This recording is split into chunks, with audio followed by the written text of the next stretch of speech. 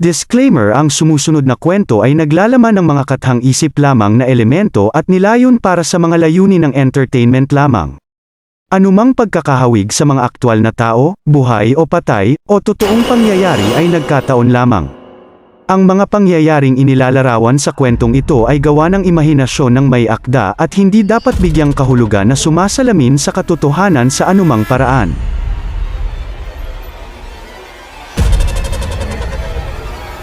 Sa isang baryong halos nakalimutan ng mundo, may lihim na hindi dapat gisingin. Kapag sumapit ang gabi, huwag kang lilingon. Pagkatapos ng pagkawala ni Mang Eduardo, unti-unting nagbago ang baryo tahimik. Sa bawat sulok may matang nagmamasid, at ngayong gabi, may bagong bisita. Isang kakaibang ingay ang gumising kay Lina. Mahinang kaluskos, mabagal, parang may gumagapang sa bubong ng kanilang bahay. "Nay, may naririnig po ako," bulong niya. Pero ang nanay niya ay nanigas, nakatitig sa dingding. "Huwag kang gagalaw, anak. Huwag kang magsalita." Biglang tok, tok, tok. May kumakatok 3 beses sa bintana. Boses ng babae, mahina, pabulong.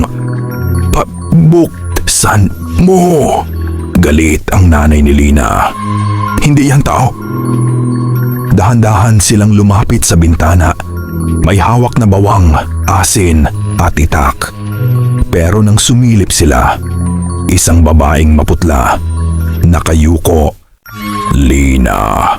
Pero hindi iyon boses ng babae. Iyon ang boses ng batang matagal nang patay. At doon nila nalaman, may hinahanap ang nilalang. Kinabukasan, may bakas ng dugo sa ilalim ng bintana, at sa lupa may marka ng paa. Hindi tao, hindi hayop, at sigurado sila, babalik pa ang nilalang. Hindi lahat ng kumakatok ay tao. Akala nila tapos na, pero ang aswang hindi pa tapos.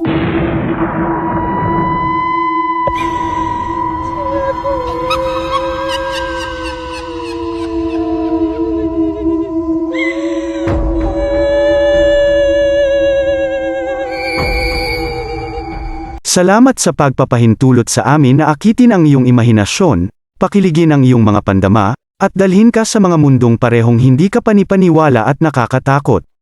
Ang iyong feedback, komento, at pakikipag-ugnayan ay nagbibigay inspirasyon sa amin na patuloy na itulak ang mga hangganan ng pagkukwento at upang lumikha ng nilalaman na sumasalamin sa iyo sa malalim at visceral na antas.